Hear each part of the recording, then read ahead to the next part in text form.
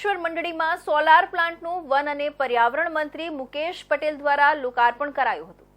મંડળીના પ્રમુખ કિંકુભાઈ પટેલે મંડળીનો ચિતાર રજૂ કર્યો હતો। વન પર્યાવરણ મંત્રી મુકેશ પટેલે પશુપાલનની વિવિધ યોજના અને સોલાર પ્લાન્ટના ફાયદા જણાવી વિવિધ વિકાસના કામોની છણાવટ કરી હતી। ઓલપાડ તાલુકાના કુદિયાણા ગામે આવેલા સિદ્ધ સોમેશ્વર વિભાગ દૂધ અને શાકભાજી વેચાણ કરનારી સહકારી મંડળી ખાતે સુમુલ દ્વારા લગાવવામાં આવેલા 18 લાખના ખર્ચે નવનિર્મિત 38 કેવીનું સોલાર પ્લાન્ટનું વન અને પર્યાવરણ મંત્રી મુકેશભાઈ પટેલ દ્વારા લોકાર્પણ કરવામાં આવ્યું હતું। મંડળીના પ્રમુખ કિંકુભાઈ પટેલે મંડળીનો ચિતાર રજૂ કર્યો હતો। વન પર્યાવરણ મંત્રી મુકેશ પટેલે પશુપાલનની વિવિધ યોજના અને સોલાર પ્લાન્ટના ફાયદા જણાવી વિવિધ વિકાસના કામોની છણાવટ કરી હતી। મહિલા દિવસના ભાગરૂપે કુંડિયાણા પ્રાથમિક શાળાની શિક્ષિકા બહેનો અને તાલુકા પંચાયત પ્રમુખ નીતાબેન પટેલનું સન્માન કરી શુભેચ્છા પાઠવી હતી। સિદ્ધ સોમેશ્વર કુડિયાણા વિભાગ દૂધ મંડળીની અંદર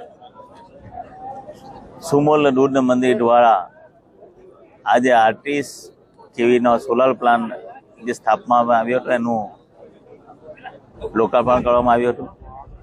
સુમોલ દ્વારા ઓલપાડની અંદર અને તમામ જિલ્લાઓની અંદર અત્યાર સુધીમાં 100 જેટલા મંડળીઓને આ સોલાર પ્લાન્ટ સ્થાપી આપવામાં આવ્યા છે। સુમોલ 0% વ્યાજે આ મંડળીને ધિરાણ કરે છે અને સોલાર પ્લાન્ટની અંદર આ ધિરાણ આપે છે। આ સોલાર પ્લાન્ટ લાગવાથી મંડળીને દર વર્ષે 3 લાખ રૂપિયાનું વીજળીની બચત થશે, જેથી એ વીજળીની સીધી બચત સભાસદોને ફાયદો થશે। આ વિસ્તારની સાથે સાથે જે પશુપાલકો છે એના માટે જિલ્લા પંચાયત દ્વારા આ વખતે બજેટની અંદર પણ 2 પશુ દીઠ 1 પશુ પર 15,000 રૂપિયા, ગાય હોય કે ભેંસ હોય પણ એને 15,000ની સબસિડી આપવામાં આવશે। हमारे ત્યાં સોલાર પ્લાન્ટનું લોકાર્પણ માનનીય મંત્રી શ્રી મુકેશભાઈ પટેલ દ્વારા કરવામાં આવ્યું। આ સોલાર પ્લાન્ટ 38 કેવીનું અને 18 લાખનું સુમુલ ડેરી દ્વારા નાખવામાં આવ્યું છે। આને લીધે મંત્રીને દર મહિને જે 35,000 થી 40,000 જે વીજળી બિલ આવતું હતું એને બદલે હવે 30,000 રૂપિયા દર મહિને ઓછું આવશે, એટલે મંત્રીને 3 લાખ રૂપિયા વાર્ષિક ફાયદો થશે।